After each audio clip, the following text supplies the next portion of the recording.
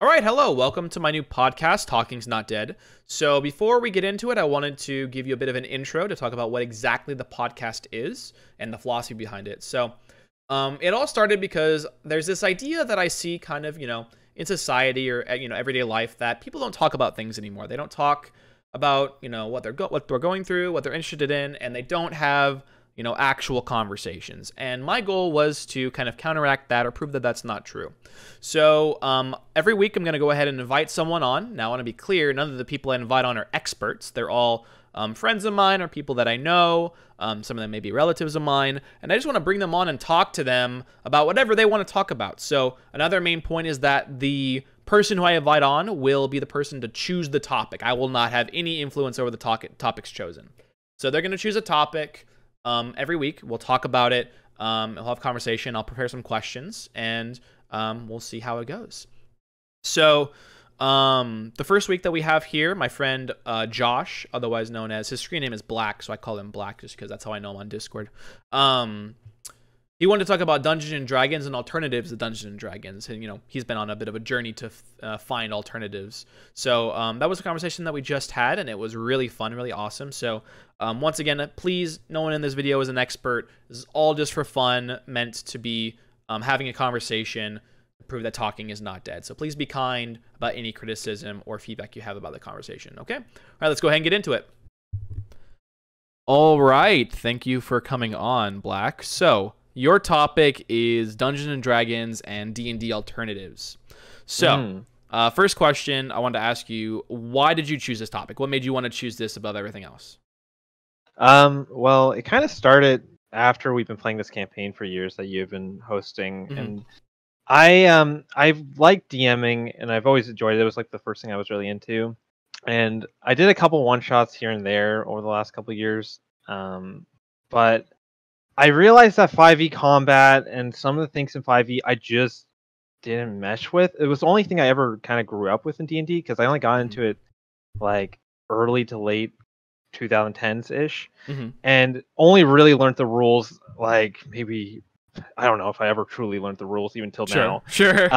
But Who does? Yeah, exactly. But I pretty much just didn't like how the combat flowed, how the tension like rose in the combat. And other little things I felt like, well, I missed what I originally felt in my first D&D games I ever had, which were like no rules. Like we didn't understand what was happening. We just had D6s because we didn't have any special dice. We just rolled it and we were like, we just went with the flow. You know what I mean? And I was like, 5e. There's been issues growing in it that I've been like, I don't know if I fully like that as much. So I wanted to see if there's alternatives because I've never looked into actual alternatives. And I was like, if I'm going to start like a little beta one-shots where I do like little one-shots with something, then why not just take a look and see what's out there, And that's kind of where I ended up now after doing a little research here and there. Cool. Well, I have a couple more things I want to ask about D&D before we get to that, but you kind of already touched on this, but if there's anything else you want to add really quickly. So what would you say your journey was to finding out about D&D? Like when did you first find out it was a thing? And then what was your journey like to looking into another system? When did that start exactly? Well, it's a long journey for finding D&D. I don't really know exactly how I found D&D. I know in high school I knew about it. I didn't know anybody who played it, and I was like the weird one in the group because I was kind of in between being with the jocks and with the super nerdy geeky kids. I was in that weird in between, and so like I'd be like hanging out with them, walking down the hallway, and I'd be like, "Guys, I always wanted to play D&D," and they'd be like, "That's the stupidest thing you ever said. That's so lame." And I'm like, "I don't know, man. I think it'd be fun. It could be cool, And so. Yeah, exactly. And then pretty much that went nowhere. And then one of my favorite YouTubers, the Oxcast, they did one shot, which was just very loosey-goosey, super stupid, no rules, obviously, because I didn't learn any rules from it. Sure. And it was just looked fun. I was like, man, we should do this. And my whole group liked the Oxcast. That's how, like, our friend group, they're all British, so they all knew them. And we were like, we should play D&D. And pretty much what we did, we had like 5 of us, and we were like, what do we have? We have dice. We don't know how this game works. Let's look up how to play it. We Full saw this bare bones. Yeah, we saw this massive PDF and we were like, we're not reading this. I was the only one who took the initiative to read it, and I didn't learn anything from it because I was Sure. like, this is a million words to memorize. There's a lot. And so we just took turns DMing, but we didn't plan anything. It was fully like we just whatever came to the top of our head, we just went with. And I still remember the first game that I ever did, which was like they were walking down the road. That's how it always started. We were always just walking down a road in the middle of the forest. And this is classic. And I was like, oh, a guy ran into you. He dropped something, and then he said, "Give that back to me in the next village." And he just runs away, and they're like, "Okay, whatever." And they open up, and it's like, "Oh, give me this piece of jewelry in the next place." And then they got attacked by gnomes, and it was just super stupid, but it was so fun because we didn't know what was happening. We didn't understand what the rules were, and it was just, it just went with it. After that, it kind of slowed down because the group just kind of moved on to different things, and we all just didn't understand what was happening, and we didn't really have an ongoing campaign necessarily. And so it was a little gap, truthfully, where I then started and I found Critical Role. Critical Role was like my first step to actually understanding what D&D was, how it actually semi-functioned, and it also gave me the Matt Mercer effect of being like, oh, I can never... Like, I should do it like how they're doing it, and then I realized I can never do that. Right. Everyone kind of has that journey. Yeah, it's like, okay, there's no way I can do this. I'm not good at improv, but I still loved it. So I just stuck with that. I just watched that. I tried to find people at university. I found one group that were doing it in psychology, and I hit them up, and the guy didn't like me, and he said our group was full, and I'm like, okay, well, that's how it is. And then I ran into you and the group, and you guys were playing Divinity. You guys were playing Divinity, which was who's like the makers made Baldur's Gate. And you guys were like, hey, let's do a one shot for our special Christmas thing, and then bam, we got a campaign after that. There you go. Yeah. I felt super lucky I felt super lucky that you gave the opportunity to do a campaign, because like it was like a decade of not getting a campaign going, even though I've been watching it and like following it and wanting to try it. Yeah. And yeah. Your journey is definitely a lot different than my journey, which is very interesting, I think. Because actually, I don't know if you know this, I didn't really know what Dungeons & Dragons was until Yogev was like, do you want to play with us? Yeah, I feel like that's... Like, I didn't even know about it. And then he was like, pick a character, pick a class, and I just kind of like... And then after playing, I learned more. Like, I played my first session not knowing anything. Yeah. You know what I mean? But I had been approached, whereas you wanted to play for a long time, and you couldn't find anyone to give you that chance to like play long form. Exactly. Yeah. I feel like that's how it mostly is now. Like I ran to my group of friends. I went to one of my friends' graduation, and she introduced me to a new person. He was like, "Yeah, man, I just found Critical Role. I want to do it." And then like all the friends were like, "Oh yeah, we're in." And then they had this big group that were like didn't know what was happening, but they all hopped in together, and they all had like, you know what I mean? Like you start playing and you understand. Yeah. I didn't have any of that for a decade pretty much, which was heart-wrenching in a way, because I always wanted to try it, and I was like, I thought of different ways of doing it. Long road. But yeah, it's never been possible. So what campaign did you start watching for Critical? Was it 1 or 2? 1. I remember vividly that they were around episode 44-ish when because I used to watch the live stream just to see the initial bit, because I wanted to see it and feel like I was staying up to it. Sure. But I felt that I wanted to start from the beginning, and I enjoyed the beginning. I think a lot of people struggle because of audio quality and stuff, but it was 2013. I was watching it on a tablet. I would just mute it or like turn it up. It was different. So yeah. Okay, I got a hard-hitting one for you, so feel free to take some time to think about this. What's your favorite D&D memory, or maybe we can open this up to a couple of memories if you wanted to share. Do you have anything that pops to mind for a favorite memory? Could be anything. Could be anything related to D&D. Doesn't necessarily have to be in campaign, but it could be. Well, the first one is the first. It's the first campaign that I did. Like the first like little. It wasn't even a campaign. One shot. It was just all those little mini one shots are like immortalized in my mind. Like one of my friends, Ron, did a dragon attack, and we couldn't get inside this town. He pretty much we had the issue of like DMs didn't know what to do. And didn't know like how to railroad it properly. So that it was like. One of them was we fell in the pit and we couldn't get out of the pit. Like I was like, I want to climb out, and he was like, no, you can't. And it's like, okay, well, okay, I see how this is going. Or like, we want to get in the city, and they're like, no, the gate's closed. And it's like, okay, well, the railroading can be like that when it's not fun. It's just you can't do this. You know what I mean? Which is never fun. Yeah. So, but those are really fond memories I still have. For main campaign that we do have, I think the one shot that got us into it was really memorable. I still That like was a lot watching of the fun. highlights and the clips. That one was good. Because it was just like There was something it was special just about that one. it was loosey goosey, so special. It went on forever. Yes, It it did. 8 people. It went on for like 9 hours. It was like 7 in the morning when we finished. Yeah.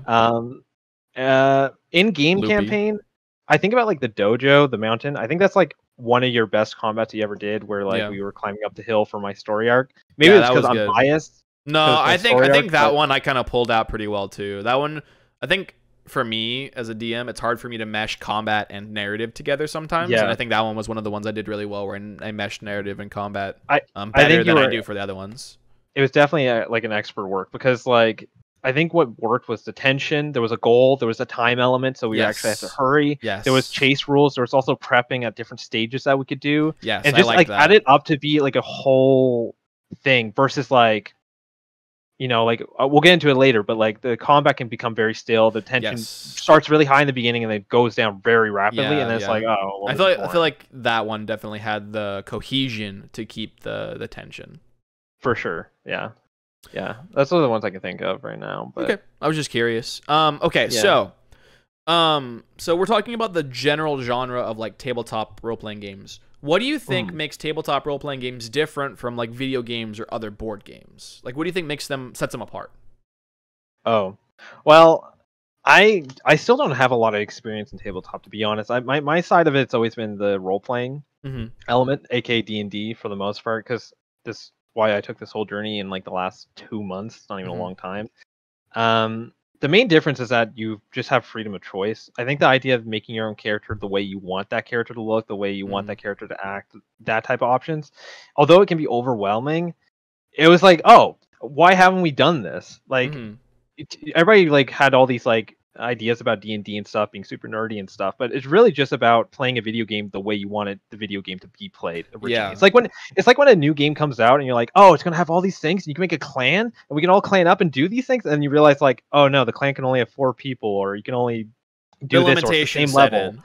Exactly. And like that's really was the main appeal for me for tabletop versus video games. Video games are nice because they hold your hand. They have like a linear path usually, and you just go along with the story or the flow, or it's like competitive. There's a competitive side to it. But D&D doesn't have that competitive side that I actually really enjoy. There's no competition because competition can lead to raging, can lead to a lot of factors that I know I'm naturally competitive.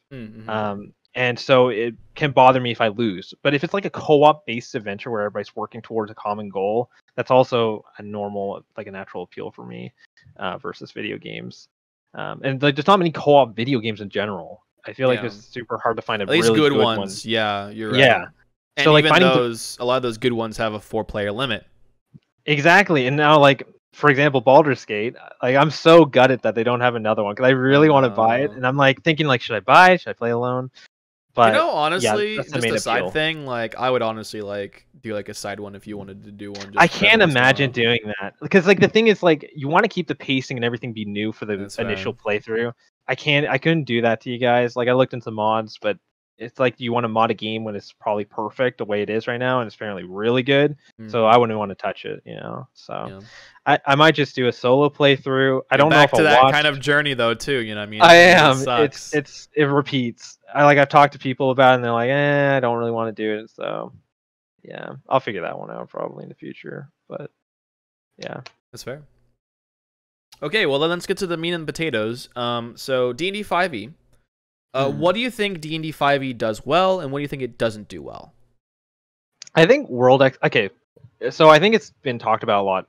Overall, it's really good at getting new players into the game, like tabletop, because that's how I got in. I learned how to do it, even though it has a lot of numbers and like proficiencies, for example, is really confusing because it's like, where are you getting these numbers for the skills? But you realize it's just like, oh, it's just +2 for every single one that you have proficiency. It's like, oh, okay, it adds up really quickly once you understand what's happening. So it's easy to hop in. It's easy to get started.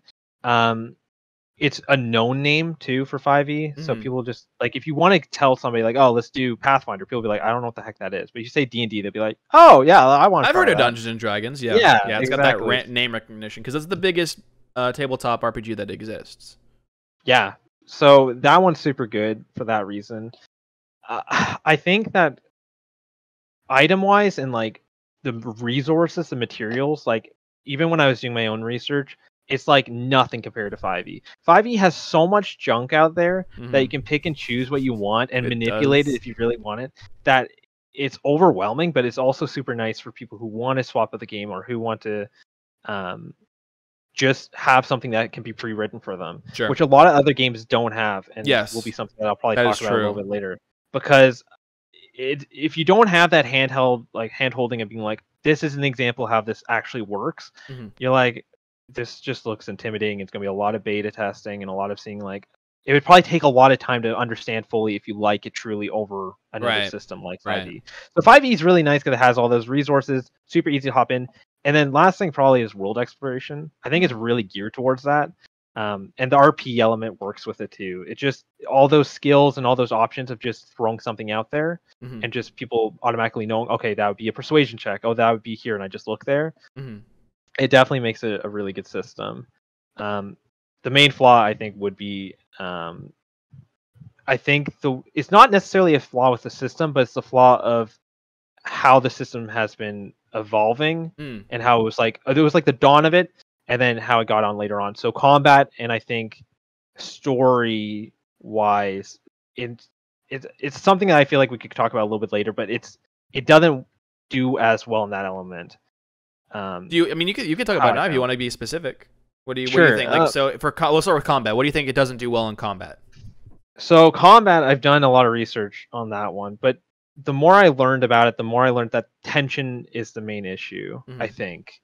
And I might be wrong. There's a lot of different elements I think are wrong. I think a lot of things are dumbed down. I think a lot of things are very black and white. I think an issue that you come into play, and this goes back to when I first started playing D&D, is that once you know a rule set, it's hard to deviate from that rule set, and you'll have a lot of people that like to stick to that rule set too. Right.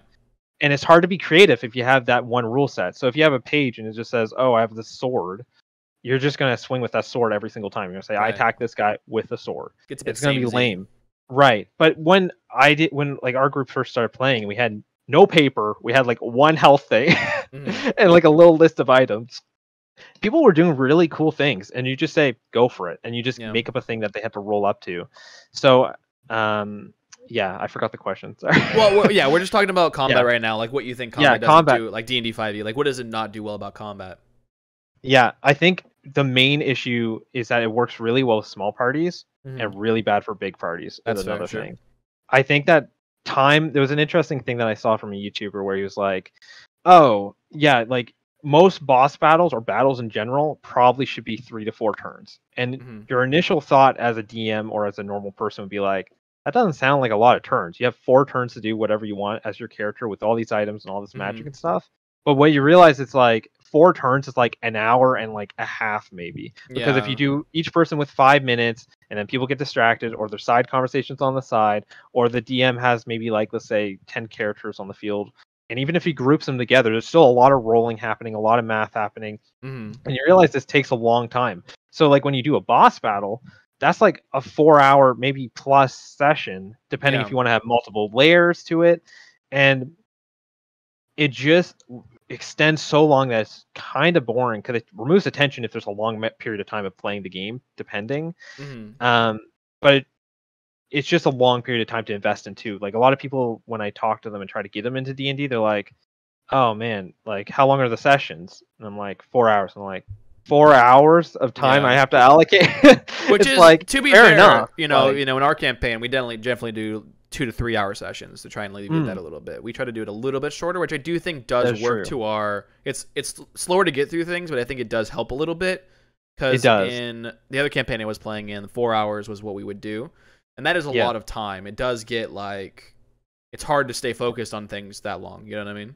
Right, and a lot of people who are like iffy on D&D and are like, I'm just doing this because my other friends are doing this, or I want to just try it. Like the time is just a no-go. So combat really adds to that time length that a lot of people don't like. And video games really cuts that down. They just video game fights go down so fast. So like you don't have to worry about it. Yeah. So that's the main issue with combat that I learned. It was detention, length of time, and just black and white. The issue is Yeah. like a lot. You can't be that creative with it. That's actually something. I'll touch on this really quickly for my personal experience. It's something that I definitely agree with because it's weird because like we talked about how the main thing that's different about tabletop RPGs is that like the sky's the limit with your imagination, but what's weird about D&D 5e is that there's a lot of things that you think you should be able to at least try to do, but the rules don't let you do as written. You know what I mean? Right. Like, for example, like grappling someone, like grabbing someone, you would think that that's a very useful thing to do. And I've seen a lot of people, especially people I've played with, gravitate towards that when they first start playing.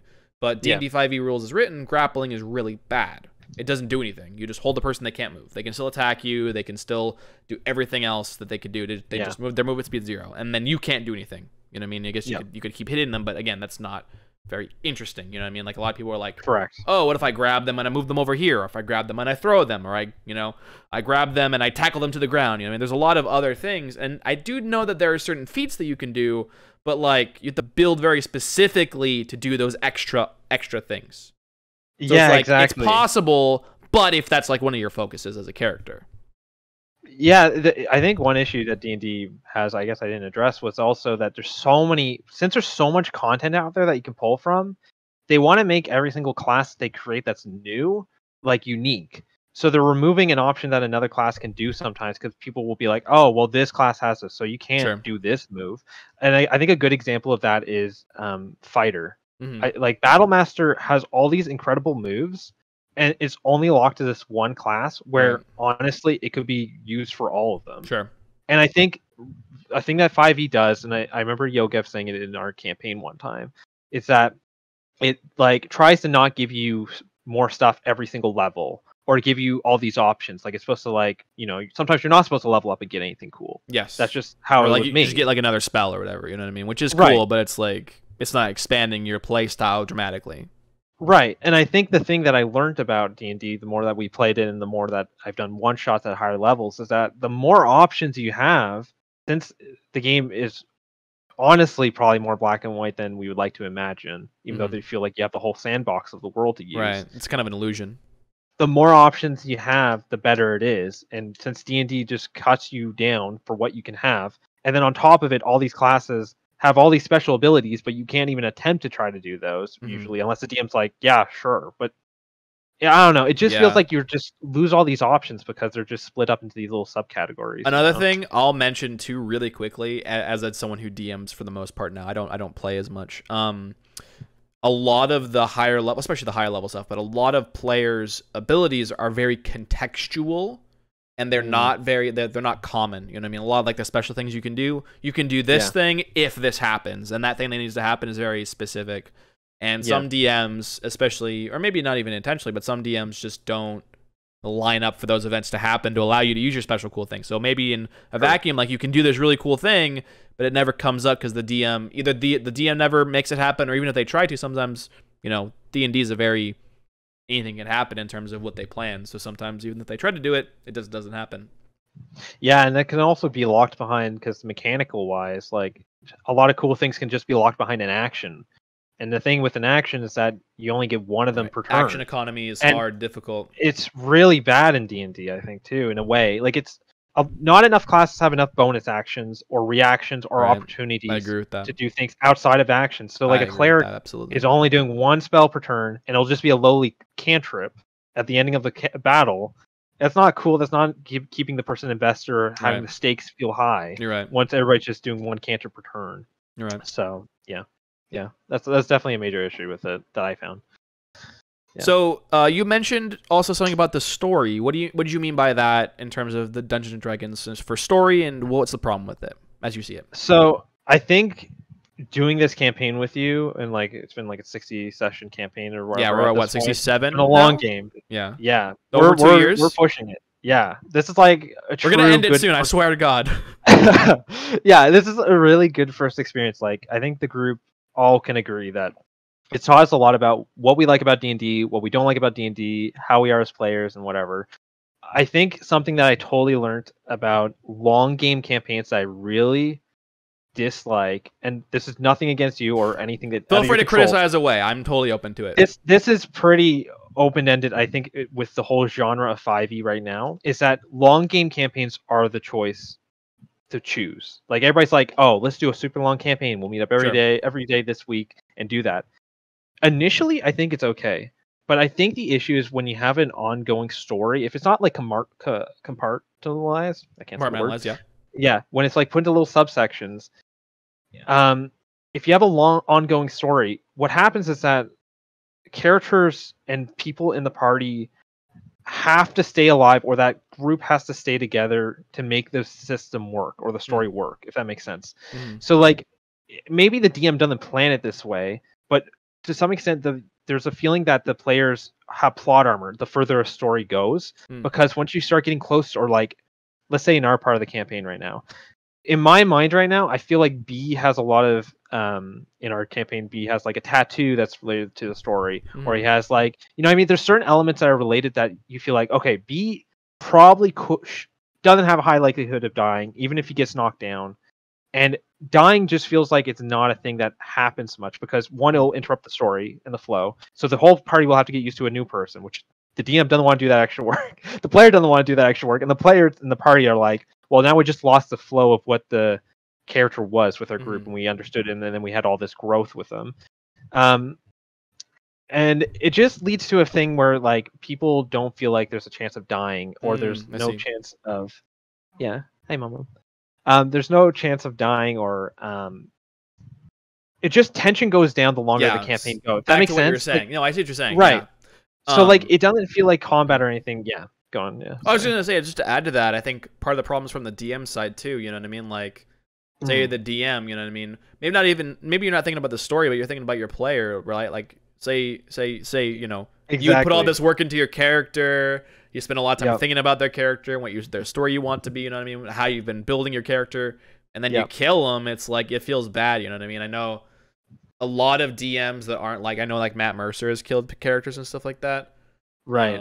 But like a lot of like, you're like, unless they're like, I've met a DM that's like a masochist who like try to try to kill a character a session kind of thing. Yeah. Like unless you're like that, most people probably have never killed a character, just because again, it's scary. Agreed. It's like, it's almost, and that's just the nature of the game. It's like you don't want to ruin their fun by killing them. You know what I mean? Maybe it would make for a really good moment, but you don't know. You know what I mean? No, you're 100% right. Because like, character wise, if somebody didn't get to the story arc they wanted, and they've been waiting the entire game to get through one story arc, and then they die before the story arc, I can imagine them being pissed. Oh yeah, which sucks. But that's the consequence of picking this long stage format. I think that a lot of players don't realize is that death is actually a massive consequence that everybody's trying to avoid, but not in the sense that like, oh, we should be scared every battle. It's more so like, oh, don't worry, we'll be okay because we have to get there, or else one of the people are going to be upset, or the tension's not going to, or we're not going to get the final story arc we wanted.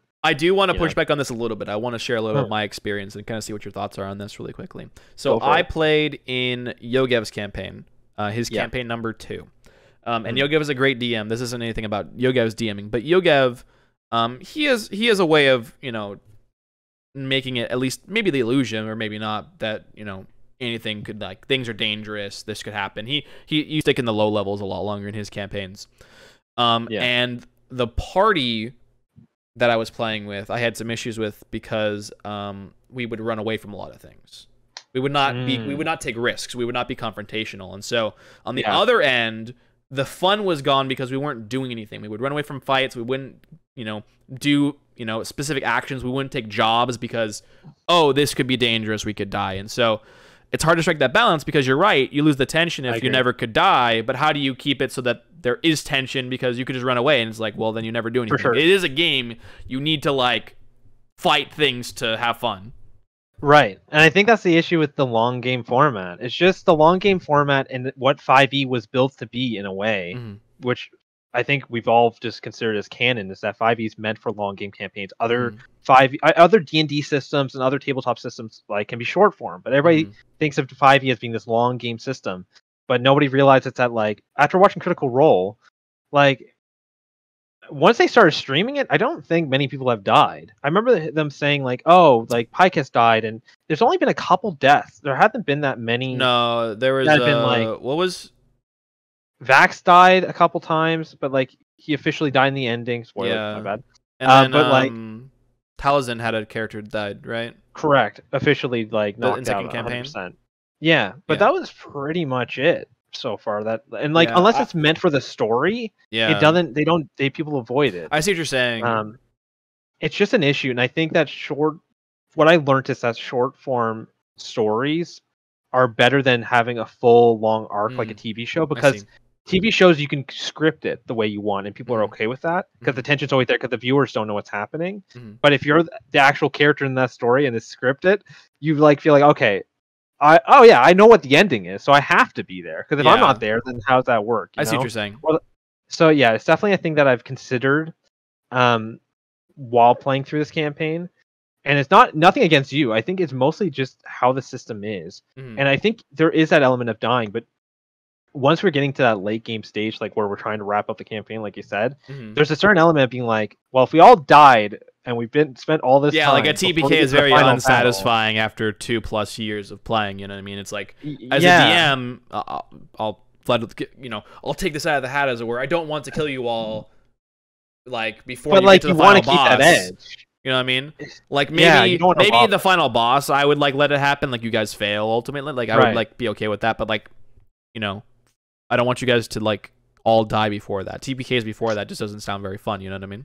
And a TPK kind of sucks because, well, I mean, there's ways to do it, but like you kind of lose a lot of work that you do as a DM. You know what I mean? You kill all your characters, and it's like, well, you have to start from scratch. You know what I mean? Or I mean, you could keep the same world, but there's an interesting thing that I saw in a couple books for like alternative systems, because some of the books are actually quite quirky, and like the authors are actually like writing their own like feedback of what their play was. And like there was one section for the death area, because I was looking at how like death works in other systems, and the guy was like, personally, I kill them whenever, like I'm okay with that. But the other guy who co-authored it, he only kills it when it's like a big story event. So people will go unconscious, but they'll never fully die until that big moment. That makes sense. And I feel like that's a conundrum that you come up with naturally with the 5e long system. And like other systems too, if you take a game so far, because it's out of the game's control almost. It's more the story element. The system, the way the system is played, not the system itself. Correct. Like D&D wouldn't have that problem if everyone played one shots. Like anyone could die, whatever. You know what I mean? Right, but like nobody's doing that with 5e. That's not what 5e is necessarily built for in a way. Too, at least people. It's 20 levels. Yeah. Right, because it's 20 levels, so like you could speed run it, but it's meant for a long-term campaign with 1 to 20. So yeah. Okay. I have a question. So if you could make one single change to D&D 5e, what would it be? What do you think the most important change you could be in terms of the rules, or like what would you be the first thing you would do? That's honestly quite hard. I don't know if one change could do anything, to be honest. You don't think it could do anything? 5e is so basic that it works. It's perfect because it's so basic. Once you start adding stuff, and this is what I'm also learning while I'm like trying to like take things here and there from other ones, or like looking at other ones. Sure. Is that other systems get complicated very quickly once you add like even one element. Yes. And when that one element is introduced, I'm back to that stage where I'm like, I'm reading this book and I'm not absorbing any of this information, because this is all information I've never done before. Then you want to run back to 5e. Yeah. So like, there's one that I think could work, and we can talk about it too, like later on too. But there's a system called 13 Age. I found this is actually my next question. So let's just get into this. Okay. What are some alternatives that you found to D&D? What are some that you found? Okay.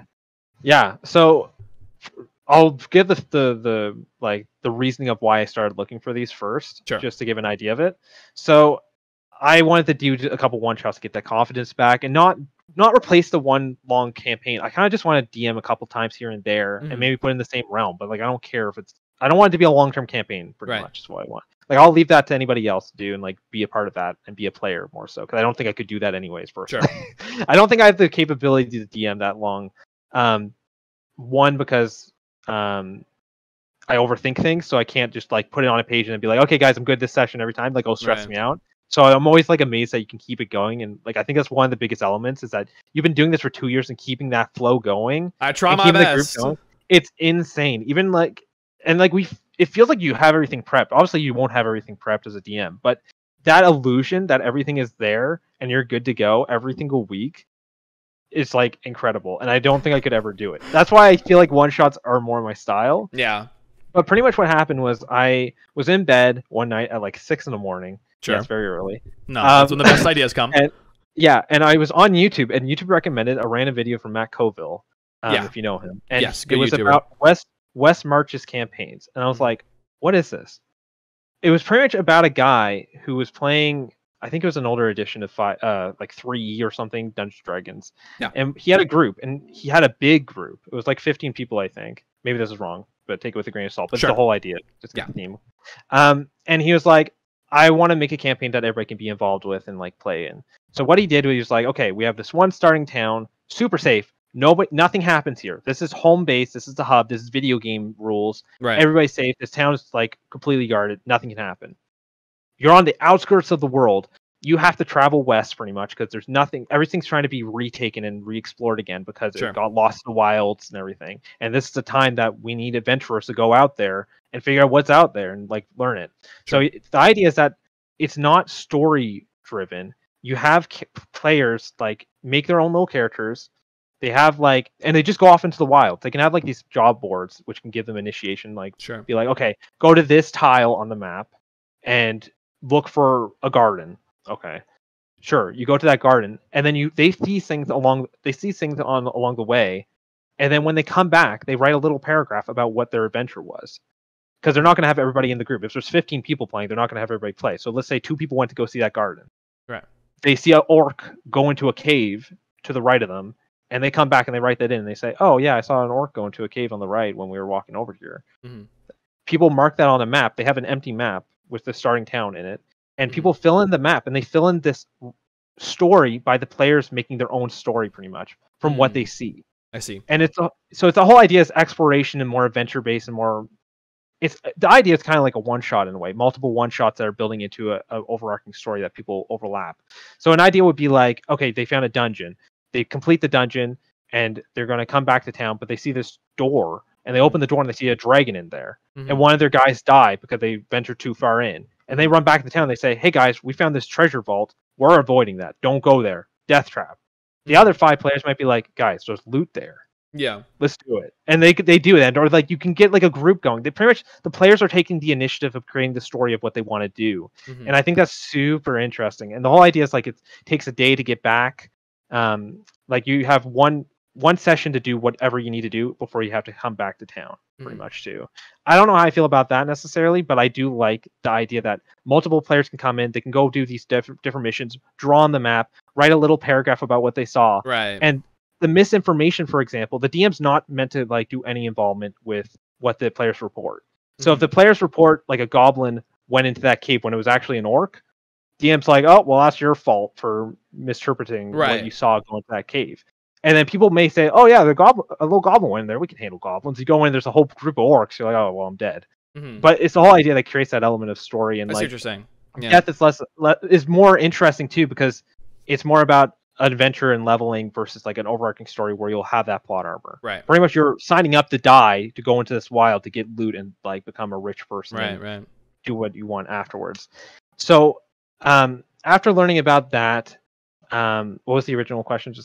Well, I'm just asking, like, what are some alternatives to D&D you found? Right. So I wanted to find things that were related to that on purpose because I didn't like the long game form.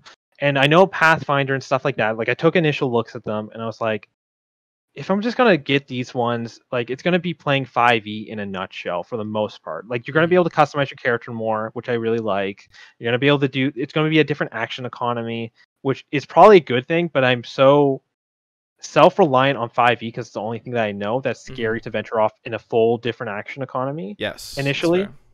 So when I was looking for ones to go out to, I was like, okay, let's see if there's ones that are really similar to 5e that follow similar D20 rule set and venture off there. And I found a couple. So there was like Candela Obscura that came out for Critical Role recently. Right. Yes, that just came out. Where they came up with like a kind of like a ghost adventuring one, but I didn't really care about the theme. I cared about what the mechanics were. Right. And I was like, okay. And one of them was a really cool one, was like a death one where like if you die, you get like a mark or something and you could readapt your attributes. And I was like, okay, that's an interesting idea. I don't know if I like that too much, but I'm going to keep that in mind with death being an element that I'm looking at, combat and death.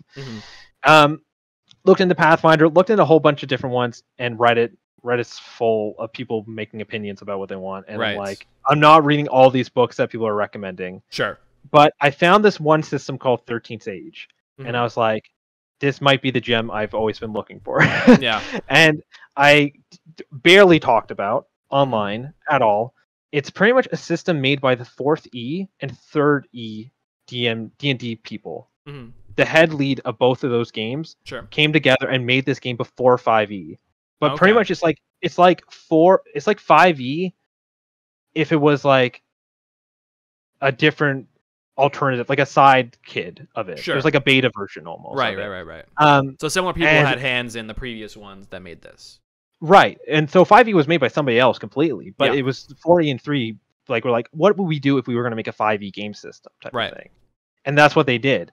And it's honestly so similar to 5E that you could drag anything you want from it and put it into 5E, which is incredible because it came out like a year before. So I started taking a look into it. I was like, okay, this is actually really interesting because I don't have to relearn a lot of things. So they do feats and classes and stuff slightly different, more Pathfinder style. Sure. I'm imagining it's closer to 3.5. A little bit, correct, a little bit, but it's definitely more 5e than anything. Okay. But what I pulled from it was like, I really like the full focus of the game was to make it bare bone. So even more bare bone than 5e. They're like skills. Toss all those stats out. Why do we even need them? The main element that they replaced it with was backgrounds. So instead of having like, okay, you have proficiency in persuasion, intimidation, insight. They're like, okay, let's just say you have 8 points and you put this into any background you want, but you should have like a minimum of like 2 to 3, let's say. So the whole idea is like, okay, I'm making a new character. I'm a human. I was a sailor at one point. I became a blacksmith, and now I'm a writer. Sure. And then you put that character into a game, and I say, okay, I provide these certain amount of points towards it. And then instead of having like the DM say on a boat, like, can everybody make sleight of hand checks to see if you can do this? Or and like having that black and white thing where like the players just, it's more like an automatic, like, okay, let's just check this black and white box here and be like, okay, I'm good at this. Okay, for sure.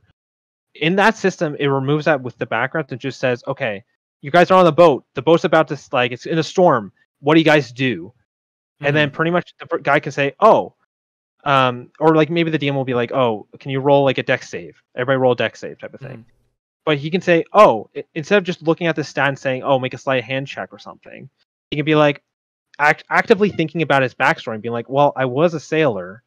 Hey, DM, I'm a sailor. I knew how to do this before.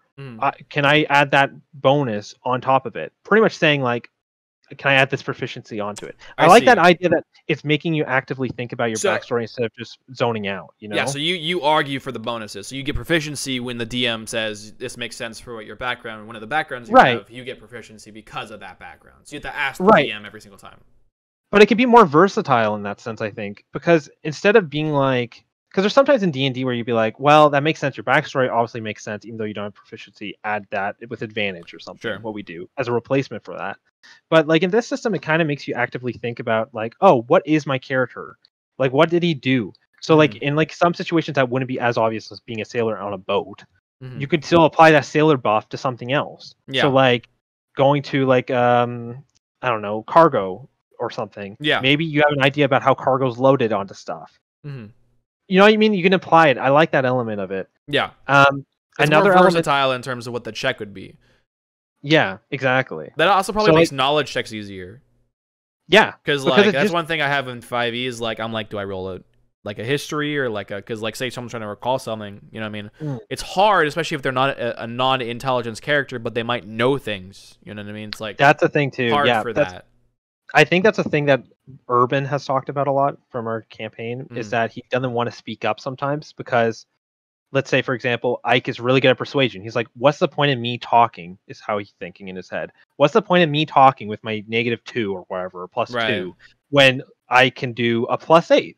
And it makes sense game-wise, and it ruins that element for me personally that the numbers, the black and white is coming into the game that I first fell in love with, which had no rules.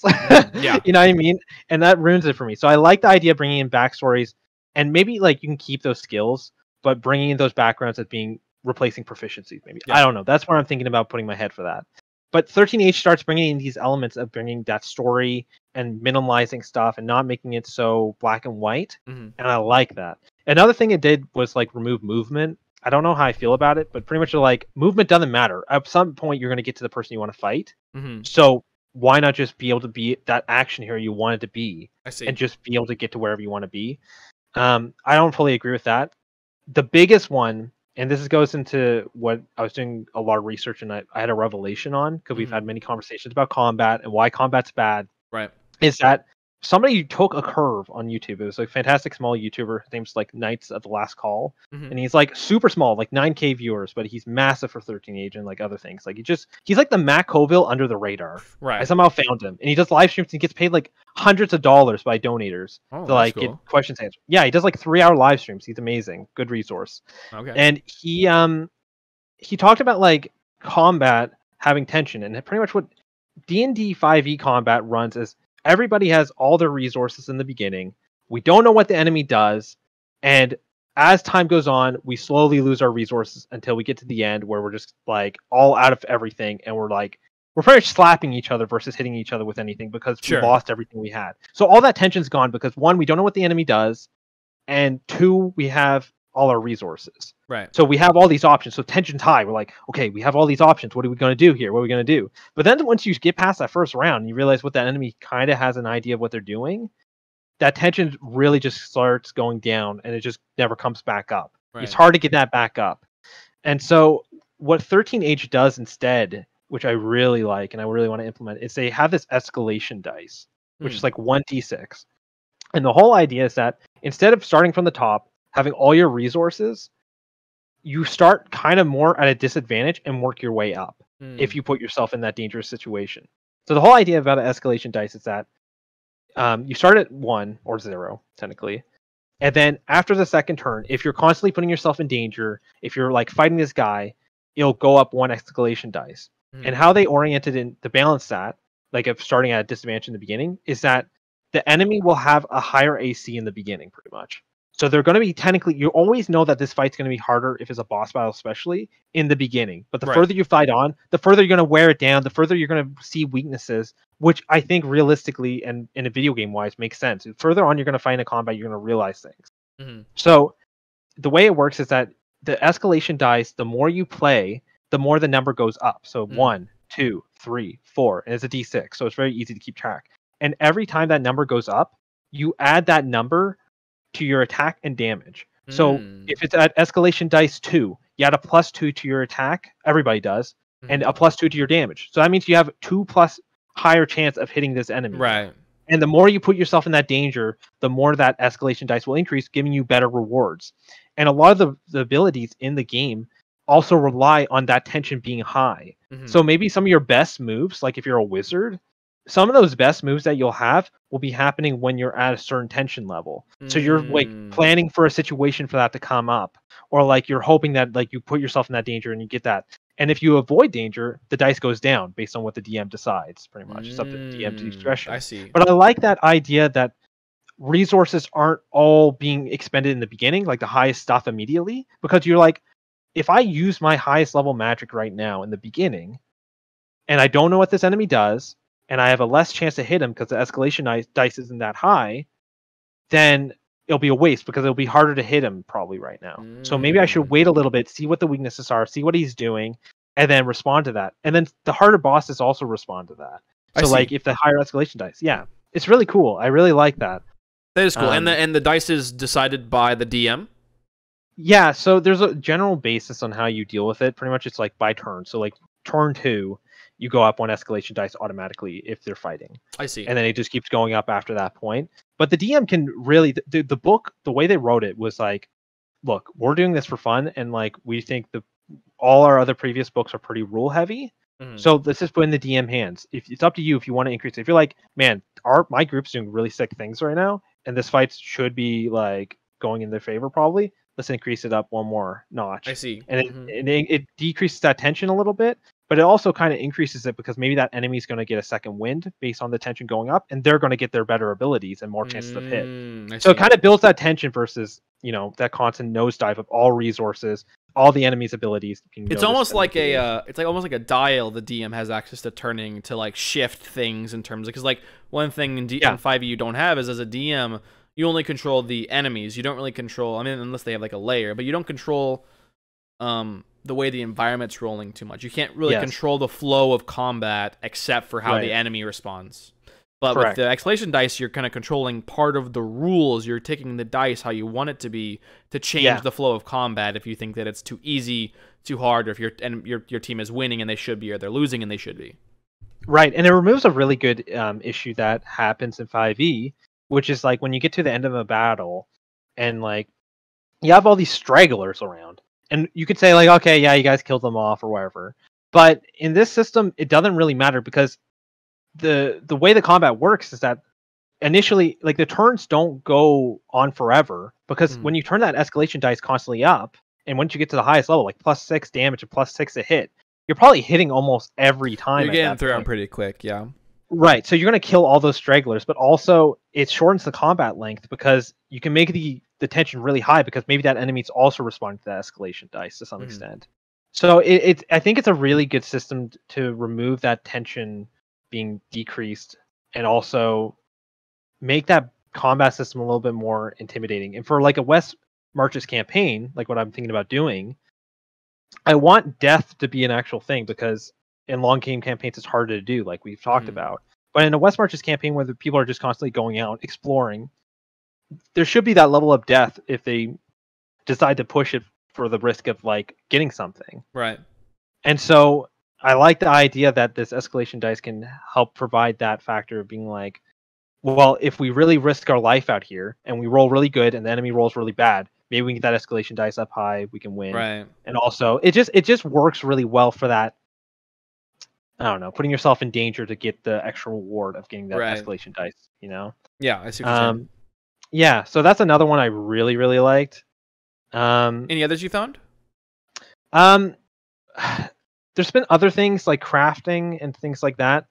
I like the way they do death and health, but I think there's a weird thing that I learned by looking for other systems is that 5e is good. It's good. I know 5e so well as somebody who's played 5e so long that why change everything that I know if I don't have to necessarily and manipulate it? And I think it's an argument that can be made that you either full swap to something new and then you inherit those weaknesses, but then you fix the weaknesses you already have, or you fix the ones you have and do that extra work. And I feel like looking into the 13 Age is kind of fixing all the ones that I had issues with. And so I could just pick and pull things from it. And it's so similar that it's like, it's dumb not to even try and do that. Because it's like I said, if you have that 1d6 on the table, everybody can see a d6 on the table being super easy. Like 1, 2, 3, 4, 5. Right. It's super easy. So those are the main things I found. I was looking into death and those type of factors, and I did find one that was interesting. Let me check it real fast. Sure. Where is it? Lasting wounds is what they're called in the game. And the idea is that pretty much every time you go unconscious, your maximum hit points, so you can get brought back to life and everything, but your maximum hit points will decrease 2 plus your class level. And this is cumulative. So every time you get knocked down, your max hit points can get dropped. And I really like the idea about that because it's adding an element of, when you go unconscious in 5e, there's 2 factors that come into death for like looking at game mechanics wise, is that there's no consequence for going unconscious. Right. You can go unconscious as many times as possible. The only thing is dying, which sure, that's really bad, but you also get like potentially 6 rolls to potentially determine if you die or not, or 5 rolls or whatever. So like it's not that bad in reality. So I like the idea there's a consequence for going down constantly. And also, I do like that too. Yeah. And I like the idea for story element too, just as a side note for that. But also, long rests are so powerful in 5e. Like you get everything back. Pacing, like it's hard to get short rests in, and short rests don't benefit every single class in 5e because they weren't made to. They're meant to benefit only a certain ones like sorcerers or monks. But like, what about everybody else? They're just going to sit there and get back to their health, but none of their abilities. Do they want to Right. go fight? It doesn't really make sense. Right. So I like the idea of maybe manipulating this rule also, like the lasting wounds, so that full rests are only done, for example, in the city for a West Marches one, because the city is always the safe haven, anyways. Right. So it forces you to retreat if you start getting all these wounds, and maybe these wounds aren't super easy to heal. Even if you're home, maybe you have to spend gold on this to determine, like for the king. I always think about like for the king, where like that home city is like you're safe, but when you get there, you can pay to rest or you can pay to get healed by like a medic, and both give you different healing.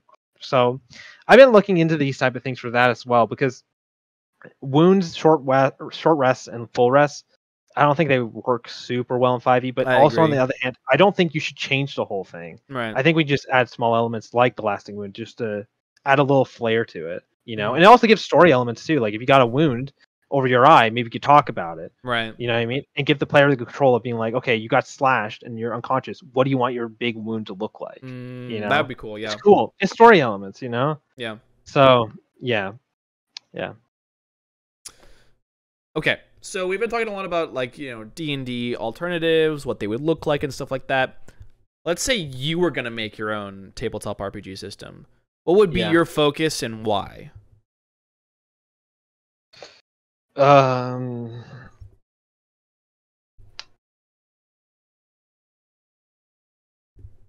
think I thought about it a lot. I feel like if I did do my gaming system, I'm too fond of minimalizing the rules and just rules like going light. bare bones, rules light completely, because the most fun, I won't say most fun, but the most fun memories I can remember to some extent have been when there's been less rules, because I was always more creative. Because once people put these thoughts into your head of what you are and not able to do, right, or you just get latched onto those thoughts instead of having those unique, interesting thoughts that you come up with yourself.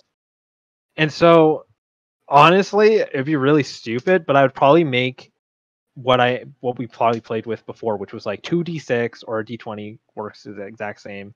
You get your basic stats, your 6 stats, and all it would probably be monster stats. Yeah. And like economy based stuff, because there's not enough of that tables and stuff. They're all like scattered around, so you have to like go scavenging all these different books for all these things. But if you just had like a table of economy, a table of weapons, table of armor, and a monster stats, and you just had 6 stats and maybe the background system from 13H, which I think is really good, because everybody can learn that immediately. You can be like, oh yeah, like if somebody never played D&D before and they don't need the numbers, they just be like, well, I was a barber before, so I should be good at cutting people's hair. You know what I mean? Like it's obvious. Like you want to make that assumption. It makes sense. Yeah. Yeah. So I would just do those type of things. I would just do the 6 basic stats, a background system like that. You don't need all the other junk. Honestly, the magic maybe would be useful, but even then, I would maybe even do magic where it was like just the title name of what the spell is. Like for example, like magic missile. From somebody who never played D&D before, maybe they have a really unique idea for magic missile.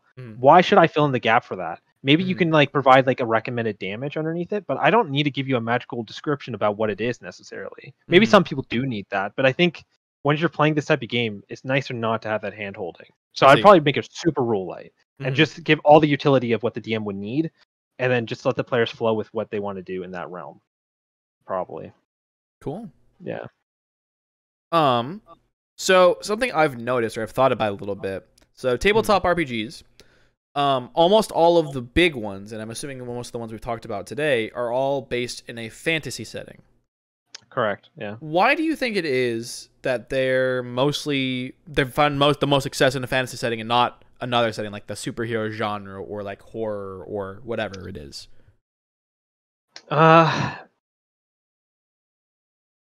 I feel like horror and fantasy are probably the 2 more popular ones, because I feel like they mesh really well. Sure. Like I think about I forget what the vampire one's called, but it's like for 5e where there's like a fear factor added onto it. Yeah. That I feel like those are the 2 popular.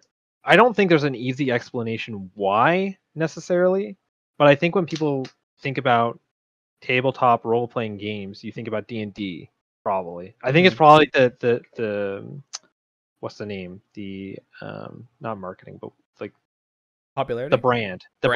Like, people think of the brand and they think about, okay, well D&D is about Dungeons and Dragons, and it's all about like maybe like Lord of the Rings. We know what Lord of the Rings is. Right. maybe we know what Narnia is. We know what Narnia is, all magical creatures and stuff.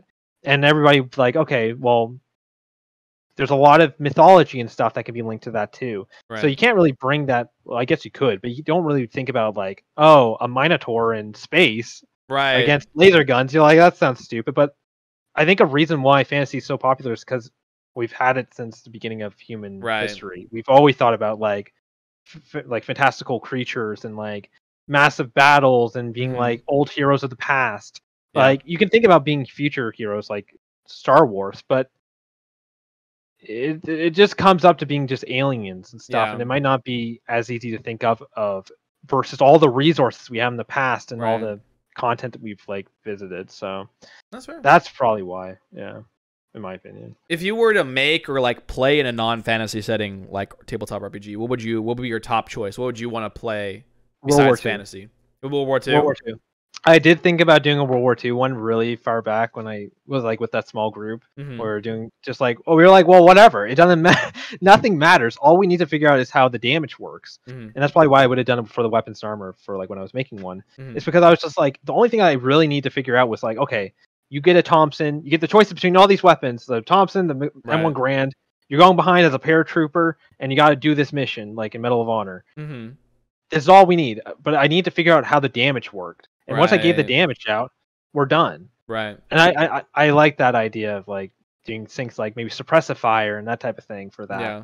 And like I know the history well too, so I could be like, oh, there's a Panzer coming over the hill. Yeah. Oh no, an anti-tank. And I think that'd be quite fun. That'd be really cool. I would play that. Yeah, I think it'd be quite fun. I don't know how it would like work, but I'd probably keep it bare bones because you don't need a ton of rules. You could probably implement it into 5e, but 5e rules are better for fantasy. It's better for exploration and stuff. While maybe you could minimize it. I don't know. Yeah, that's fair. Yeah. I want to give you some dates here. So the first edition of Dungeons and Dragons came out in 1974. The first edition, that's the original edition. The first edition of Dungeons and Dragons came out in 1977. Second edition came out in 1989. Third edition came out in 2000. Fourth edition came out in 2008. Well, sorry, I forgot to mention 3.5. 3.5 was 2003. Fourth edition was 2008, and then fifth edition was 2014. It's almost been 10 years since fifth edition came out. Do you think we're going to see a sixth edition anytime soon? And if we do, what do you think will change? Oh, man, I don't know. See, the thing is, the more I've learned, the more I realize how stupid I am about tabletop and making because it's kind of like we've talked about many times in side conversations. Like, I'm not an expert. I would have no idea what they would change. What would they add? Like, I feel like once I started looking at all these different game systems, they all look the same too. To some extent, they just have a new can of paint and extra rules that I'm like, I don't know what's happening. Wow. So I couldn't say. That's fair. I think there probably will be one soon. I've heard rumors about it, but 5e is such a good basic one that I can't see them wanting to go fully away from it. So it'd have to be semi-similar to 5e at this point. I don't think they could go away from it because the popularity has risen because of it. Yeah. I did hear that there is AI like ChatGPT being linked with the D&D brand. Interesting. Soon. So maybe there will be things linked to that maybe for the future one. But yeah, I don't know. I will say on the side note, the first D&D is brought up a lot when looking up other game systems. Really? It's either like 5e or like the first and second edition D&D. And for West March's campaigns especially, people have said that they ran it in both 1e and like 2e and they had like a name for it. I don't remember what the name of it is called, like for like that initial genre of D&D. Yeah. And then 5e. And there's like a whole debate about like XP and how that works. Yeah. And like, because like gold rewarding and stuff, like in XP for West Marches, the whole idea is that the players don't all level up milestone, which is an element. I think that's another issue, honestly, Loki, with long game campaigns. This milestone can be hit or miss depending. Yeah. Because some players might be waiting a really long time for theirs, while the other ones are fine because they're like got everything they needed for what they want. Right. But in West Marches, everybody's supposed to level up differently. So you're supposed to have like a party that's like a level 6 person, level 6 wizard, level 4 warrior, and a level 3 monk. Sure. And they're supposed to all go out and be fine, pretty much. Right. Which I've heard mixed reviews because it got really popular over COVID, the West Marches style, because everybody was home and they didn't have anything to do. Right. And there's been really mixed like ideas about like should you do milestone where like everybody's funding their resources towards the group XP, like the guild XP, or should everybody level up individually? Right. But they refer to firsty a lot for like the dungeon delving aspect and the level up aspect, especially. Which I find interesting that it's still so prevalent that like the newer systems haven't replaced what the first one really gave for the game. And like I don't think I could ever visit it, but no, because it's maybe whack, there's an opportunity. Yeah, I don't know. Yeah, it's interesting. Yeah. Okay, last official question I have here. So I wanted to talk a little bit about Baldur's Gate 3. So Baldur's Gate 3, did it release like today? When does it come out fully? It came out today. Yeah, it's interesting. Yeah. Recording is on the 3rd. So translating D&D into a video game. Yeah. How do you think they should go about that? And then do you think that you lose anything when you do that? And do you gain anything when you do that? I think you just gain the video game buffs, which is you streamline combat. Combat in Divinity, for example, the one that they previously published. Like, sure, excuse me, it took a really long time to do, but it was super well optimized. It gave everything that a tabletop would give, but you just press a button. You don't have to roll anything. It's automatically done, and that's super nice. Right. You also get a story that there's no DM required for a video game like Baldur's Gate, so that's definitely a big benefit. Visually, it's stunning, so you actually can visually see what's happening versus like Theater of the Mind or even looking at a board. It kind of removes some element of like believability. But then the main issue is really you're losing all the customization, that like freedom of choice. Right. Which, at the end of the day, like I said, once you're doing D&D and you know all the rules, it's hard to stray away from the rules once you know the rules. Right. And so, like, are you losing that much in reality? I don't know. That's fair. That's fair. In my mind, I don't know if you actually are. But I've heard good things. I think like it has like 100 hours of cinematics apparently alone. That's crazy. Stupid. That's it's something insane. Stupid. Yeah, so it's stupid. That's crazy. Everybody's playing it, and I did see a minor. I've been completely avoiding it, but there is a D20 roll system for checks. Oh, interesting. Which is interesting. So I guess they're really pulling in that 5e element. Wow, yeah, because that's something that Divinity didn't. I mean, I think Divinity did have checks. It wasn't shown, but it didn't show you. It wasn't like a dice or anything. Like you would like in dialogue, you would click an option. It would say you need this is an intelligence thing, and then you would just like pass or fail. But they wouldn't like tell you. That's interesting. So yeah, they actually have like a dice fully, that appears when you roll. Yeah, fully D&D hide. I don't know. I'm excited for it. It's very exciting. It's very cool. Yeah. All right. Any last thoughts, feelings about this you wanted to go over? No, that's just a general thing. I've just been looking into other game systems, and I've been slowly building up one to try West Marches. Just a beta test. I've been telling everybody it's like just a beta test because like it's honestly what it is. I just want to see if it's fun. I want to see if like that type of game system works, like mixing 13H with it, and I want to see if it is something that works, and I'm just not a DM for it. Like maybe I hand the reins to you, maybe I hand the reins to somebody else. But I like the idea that everybody can be evolved because there's some people that have been waiting to play D&D a long time, like I did for like a decade. Right. And being the opportunity to be like, oh, hey Blake, I'm available now. Let's schedule a game because you and I are available. Let's play. And that's one element I didn't really say about the West Marches. It's that since it's kind of like the players are making their own story, if they have an idea, like they said, oh, there's a dragon marked on this map. It's not up to the DM to say, okay, we're all scheduling every 15 players. We're all playing on Friday, and we have to make that session. Pretty much, there's no obligations to have a scheduled date. It's pretty much up to the players to be like, that dragon's on the map. That's pretty cool. Who can we get to play with us? Okay, we got like 3 of us. Okay, hey, Doc, we want to do this dragon that's on the map that we think is here. Can we go there? And you'd be like, sure. Give me like 3 days to prep, and then we can do it. Yeah. Bam. You don't have to have everybody waiting in like waiting weeks to do things. So I see, yeah. I don't know. It just seems nice. More it seems like a nice attempt.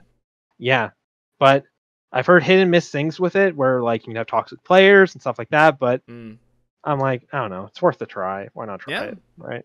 So. Well, I am very excited to see how that goes, and definitely keep me updated on what you learn. Yeah. All right. Thanks for coming on. Thank you, Doc.